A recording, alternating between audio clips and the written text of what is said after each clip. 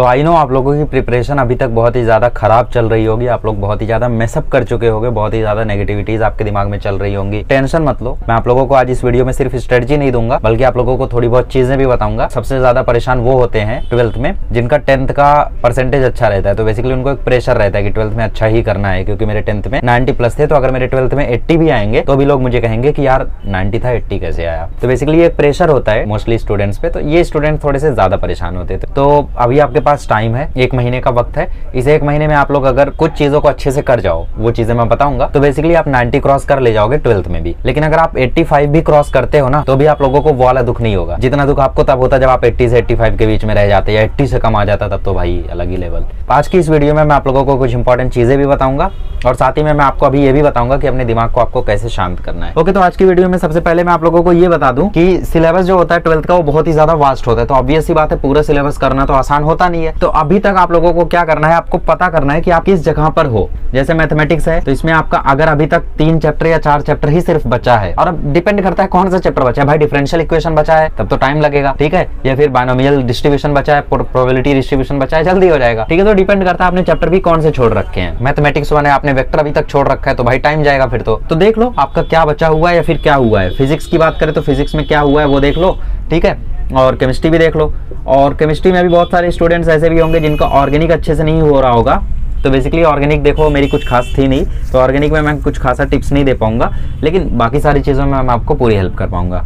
और बायोलॉजी को as it is हम लोग सिर्फ लिख देंगे और छोड़ देंगे, बताता हूँ मैं यार, बायोलॉजी भी तो बताता हूँ। एनीवेज देखो, सबसे पहली बात क्या, अभी वो वाला वक्त आ गया है कि आपको डेली अब 8 घंटे पढ़ाई करनी है। क्लासेस जाते हो, आप कॉलेज जाते हो, मुझे उससे फर्क नहीं पड़ता है, मुझे इससे फर्क पड़ता है कि आप 8 आवर्स की डेली पढ़ाई करते हो या नहीं करते हो। अभी 8 घंटा कैसे निकालना है वो मेरा केस नहीं है। आप 6 बजे तक क्लासेस रहते हो, ठीक है, सुबह पढ़ो 4 घंटा, रात को पढ़ो 4 घंटा, 7 से 11, और सुबह पढ़ो 6 बजे उठो 6 से 10, 7 से 11, 6 से 10, आराम से पढ़ सकते हो भाई। कुछ दिन अगर 6 घंटे सोओगे तो कुछ हो नहीं जाएगा। 12 बजे सो जाओ, सुबह 6 बजे उठ जाओ, ठीक है, 6:30 बजे उठ जाओ, 7 बजे पढ़ना शुरू करो, 11 तक पढ़ो, 12-1 बजे कॉलेज जाते होगे। वैसे तो अभी कॉलेज ज्यादा लोगों का चलता नहीं है, तो 8 घंटे आपको पढ़ाई करनी है, और 8 घंटे में से आप लोगों को डेडिकेटेडली 1 घंटा तो इसमें से निकाल दो। इस 1 घंटे में क्या करना है आपको पता है ना, क्या करना है, मैथमेटिक्स का 2 प्रैक्टिस सेट करना है, ठीक है, 2 प्रैक्टिस सेट मैथमेटिक्स का फिक्स रहता है भाई, एक मैथ्स 1 से, एक मैथ्स 2 से। इसके अलावा जो 7 घंटे आपको बचते हैं ना, उसमें आपको डेडिकेटेडली फिजिक्स केमिस्ट्री पढ़ना है। मतलब कोई नया चैप्टर शुरू करना है, कोई लेक्चर देखना है वो कर लो, पुराना चैप्टर रिवाइज करना है वो कर लो, केमिस्ट्री कर रहे हो कोई चैप्टर पढ़ रहे हो वो कर लो, रिवाइज करना है वो कर लो, या तो केमिस्ट्री मैथ्स कर लो, या तो फिजिक्स मैथ्स कर लो,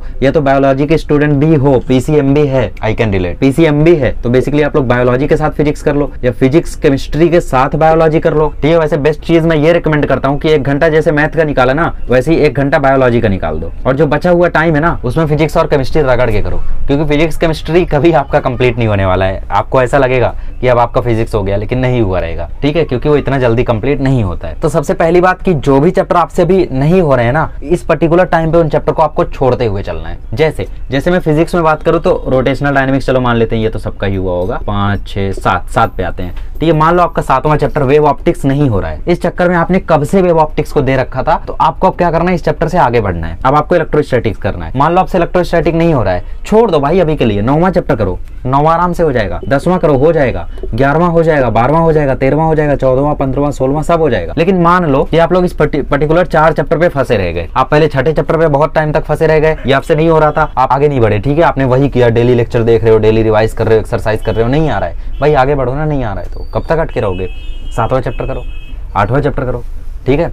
तो अभी बेसिकली जिनका फिजिक्स में 5-6 ही चैप्टर हुआ है, तो उनको मैं यही रेकमेंड करूंगा कि इस पर्टिकुलर मोमेंट पे ना तुम हमारे लेक्चर्स को देख सकते हो, पूरा फिजिक्स पढ़ा रखा है मैंने, हमारे लेक्चर्स को देख सकते हो, और मेनली कौन से चैप्टर हैं जो आपको नहीं ही छोड़ने हैं, वो है ये चैप्टर, ये पर्टिकुलर चैप्टर्स तो आपको छोड़ने ही नहीं है, ठीक है। ये चैप्टर्स भी आते हैं उसमें, ये भी आता है, छोड़ना ही नहीं है भाई। वेव ऑप्टिक्स छूट गया, ठीक है भाई, मान लो उसमें से वेव ऑप्टिक्स 7 मार्क का है, हाईएस्ट वेटेज है, ठीक है भाई, 70 में से 7 नंबर वैसे भी ऑप्शन में छोड़ दोगे वेव ऑप्टिक्स, तो बेसिकली आप अपने फाइनल बोर्ड एग्जाम में कोई 2 चैप्टर छोड़ के जाओगे तो बात उतनी नहीं बिगड़ेगी। हाँ मानता हूँ 3-4 नंबर का फर्क आ जाएगा, लेकिन उतनी बात नहीं बिगड़ेगी। तो बेसिकली कोई 2 चैप्टर आप छोड़ सकते हो, तो बेसिकली आप मूव ऑन करो ना, 8वें 9वें चैप्टर पे क्यों अटके हो, 7वें 8वें चैप्टर पे क्यों अटके हो, आगे बढ़ो, अगला चैप्टर करो। तो बेसिकली ये गलती बहुत सारे लोग करते हैं, ये गलती आपको नहीं करनी है। और सबसे ज्यादा अभी आपको बूस्ट करके करना है मैथमेटिक्स को, क्योंकि बेस्ट ऑफ 5 नहीं है कि आप मैथमेटिक्स को बेस्ट ऑफ 5 में छोड़ दोगे। मैथ्स पे सबसे ज्यादा ध्यान दो भाई, मैथमेटिक्स करते चलो, डेली 2 प्रैक्टिस सेट करते चलो।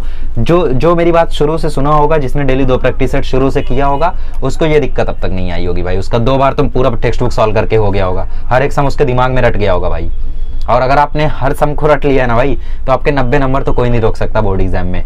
मानता हूँ अगले 10 लाने के लिए दिमाग लगाना पड़ेगा, लेकिन उतना दिमाग भाई हर एक स्टूडेंट के अंदर होता है। 10वीं का स्टूडेंट उतना दिमाग लगा ले जाएगा। 10वीं के मैथ्स के बोर्ड के पेपर से 12वीं का मैथ्स का बोर्ड का पेपर बहुत आसान होता है, ठीक है, बहुत आसान होता है।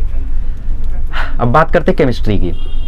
अब केमिस्ट्री में देखो, सबसे पहली बात कि सबसे ज्यादा जो हाई वेटेज वाले चैप्टर्स हैं वो फिजिकल केमिस्ट्री में आते हैं। तो फिजिकल केमिस्ट्री को आपको छोड़ना नहीं है। इनऑर्गेनिक केमिस्ट्री के 3 ही चैप्टर है, लेकिन बहुत ही हाई वेटेज कैरी करते हैं, तो इनको भी कर लेना है, ठीक है। फिर बाद में अप्लाइड केमिस्ट्री जो है उसको भी कर लेना है, और ये सब करने के बाद आपको लौटना है ऑर्गेनिक पे। अब देखो, इसमें थोड़ा सा बायस हूँ, मैं मानता हूँ मेरा ऑर्गेनिक अच्छा नहीं था, तो मैं ऑर्गेनिक को हमेशा ट्रोल ही करता हूँ, ऐसा नहीं है, क्योंकि ऑर्गेनिक सही में लेंदी है। तो पहले आप ये तो पक्का कर लो ना कि ऑर्गेनिक के अलावा बाकी चीजें आपकी पक्की है या नहीं। कल को पता चले कि आपका फिजिकल केमिस्ट्री, इलेक्ट्रोकेमिस्ट्री नहीं आता था आपको, जो सबसे पहले आपने पढ़ा था। कुछ जाना बेचाना लग रहा है। एनीवे, बेसिकली फिजिकल आप लोगों को पहले पूरी कर लेनी है, इनऑर्गेनिक पूरी कर लेनी है। अप्लाइड केमिस्ट्री, पॉलीमर हो गया, बायोमोलिक्यूल्स हो गए, और ग्रीन केमिस्ट्री हो गया, नैनो केमिस्ट्री हो गया, ये सब तो आप लोगों को करके चलना है ना अभी से ही, ठीक है। ये चीजें तो आपको करनी है, उसके बाद ऑर्गेनिक पे आओ, आराम से करते रहो, मैंने कब रोका है। अब बायोलॉजी में मैंने देखो हमेशा से आपको कुछ इंपॉर्टेंट चैप्टर्स बताए हैं, और आज भी मैं आप लोगों को कुछ इंपॉर्टेंट चैप्टर्स बता दूंगा, ठीक है। 1, 2, 3 बहुत ही इजी चैप्टर है, चौथा भी बहुत ही इजी चैप्टर है, और लास्ट के 3-4 चैप्टर उठा लो। ये चैप्टर्स बहुत ही ज्यादा इजी हैं। अगर इतने चैप्टर भी आप करके जाते हो ना, तो 70 में से 40 नंबर आपके आ जाएंगे। याद रखना मेरी बात, 70 में से आपके 40 नंबर आ जाएंगे अगर ये 7 चैप्टर आप करके जाते हो। चाहिए तो मैं प्रूव कर सकता हूँ, ठीक है, चाहिए तो मैं प्रूव कर सकता हूँ। चलो देखो, साइड में बोर्ड का पेपर चल रहा है 2024 का, और इसमें से वो क्वेश्चन मैं मार्क कर देता हूँ जो क्वेश्चन इन पर्टिकुलर चैप्टर से आते हैं, आपका 40 पार हो जाएगा। और इसके अलावा जो बचे हुए चैप्टर्स हैं, जैसे ब्लड सर्कुलेशन वगैरह है, तो जो पाई चार्ट वगैरह आपको दिखते हैं ना, पाई चार्ट हो गए, ट्री डायग्राम हो गए, मतलब बेसिकली कंसेप्ट चार्ट हो गए, जो फ्लो चार्ट हो गया, objective type questions, fill in the blank, antibiotics वाला आपको जो चैप्टर था, ठीक है, जिसमें आप लोगों को पेनिसिलिन वगैरह का जो फंक्शन वगैरह लिखा हुआ था, वो टेबल बेसिकली बना हुआ था, वो सारी चीजें आपको नहीं छोड़नी है बायोलॉजी में, ठीक है, वो सारी चीजें तो आपको करके जानी ही है। अच्छा, इंग्लिश हिंदी की बात करें तो इंग्लिश हिंदी में आई होप आप लोगों ने मेरी स्मार्ट स्ट्रेटजी वीडियो के अनुसार पढ़ाई की होगी। अगर उसके अनुसार आपने पढ़ाई की है तो आपका बेसिकली इंग्लिश हिंदी कंप्लीट होने आया होगा। अगर उसके अनुसार आपने पढ़ाई नहीं की है तो मैं डिस्क्रिप्शन में लिंक दे दूंगा, आप जाके स्मार्ट स्ट्रेटजी के वीडियोस देख सकते हो, और उस स्मार्ट स्ट्रेटजी के अकॉर्डिंग पढ़ाई कर सकते हो इंग्लिश और हिंदी की। अभी भी टाइम काफ़ी है आपके पास। हिंदी में अप्रिसिएशंस मत छोड़ना, इंग्लिश में भी अप्रिसिएशंस करके रखना, नॉवेल्स करके रखना, बाकी सारी चीज़ें आप बाद में करोगे तो भी चल जाएगा। हिंदी में भी कुछ चीज़ें होती हैं जो इंपॉर्टेंट है, जो कि मैंने बता रखा है ऑलरेडी उस पर्टिकुलर वीडियो में, तो वो देख लेना आप लोग एक बार, ठीक है। तो ये तो बात हो गई स्ट्रेटजी की कि आपको क्या करना है, क्या नहीं करना है, कैसे करना है। अभी हम लोग थोड़ी सी इंपॉर्टेंट बातें कर लेते हैं। देखो, 12th में बहुत सारी डिसअपॉइंटिंग चीजें होती है, I can understand, I have also went through the same way the way you are going, ठीक है। आप एक बहुत ही ज्यादा खिलखिलाते हुए स्टूडेंट रहे होगे, जिसने सोचा होगा कि अब मैं 11th-12th के साथ जेईई भी करूंगा, ठीक है, लेकिन अब इस पर्टिकुलर मोमेंट पे आने के बाद आपको रियलाइज हो रहा है कि आपने 10th में तो आराम से 90 क्रॉस कर दिया था, अब 12th में आपसे कुछ भी नहीं हो रहा है। तो एक चीज है कि आपको खुद भी पता होगा कि आपने उस इनोसेंस के साथ वो हार्डवर्क नहीं किया है जो आपने 10th में किया था। मुझे पता है कि आप सबको पता है कहीं ना कहीं, सो एक्सेप्ट इट। तो बेसिकली देखो, इस पर्टिकुलर मोमेंट पे आपको ज्यादा सोचना नहीं है। एक सिंपल सा सोल्यूशन बताता हूँ। अगर आप बहुत ही ज्यादा परेशान रहते हो, बहुत ही ज्यादा डिस्टर्ब रहते हो कि यार मेरी प्रिपरेशन अच्छी नहीं चल रही है, मेरा 10th में ऐसा था वैसा था, 12th में कैसा है, तो एक ही बात मैं कहना चाहूंगा, शांत हो जाओ, चुप हो जाओ, और सिर्फ अपना काम करो, ठीक है, सिर्फ पढ़ाई करो। जैसे जैसे आप पढ़ाई करोगे, जैसे जैसे आप अपने सिलेबस को कंप्लीट करोगे, वैसे वैसे आपको रियलाइज होगा कि भाई आपकी चीज़ें हो रही हैं आसान। तो अभी के लिए अपने दिमाग में कोई भी नेगेटिव चीज़ मत लाओ, अभी के लिए अपने दिमाग में कुछ भी नेगेटिविटी मत होने दो। सिर्फ अपने काम पर फोकस करो, सिर्फ अपना सिलेबस कंप्लीट करने पर ध्यान दो। अपना सिलेबस आप 10 फरवरी के पहले कंप्लीट कर ले जाओ। ठीक है भाई, फिजिक्स में तुमने 3 चैप्टर छोड़ दिए, छोड़ दो।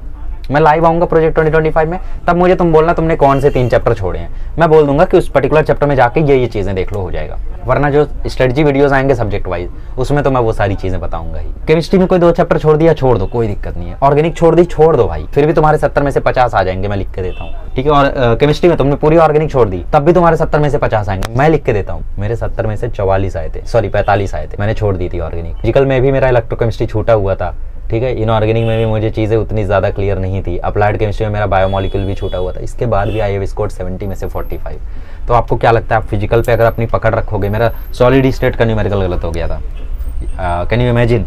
तो अगर आप पकड़ रखोगे अपनी केमिस्ट्री पे तो 70 में से 50 नहीं आएंगे क्या आपके, आराम से आएंगे। ज़्यादा सोचो मत, सिर्फ करने पर ध्यान दो। जैसे जैसे आपका सिलेबस कंप्लीट होगा आपके रास्ते बहुत ही ज़्यादा आसान हो जाएंगे, आपके कांटे गायब हो जाएंगे, ठीक है। तो सिर्फ काम करो, शांत हो जाओ और पढ़ाई करते रहो। Okay, thank you so much.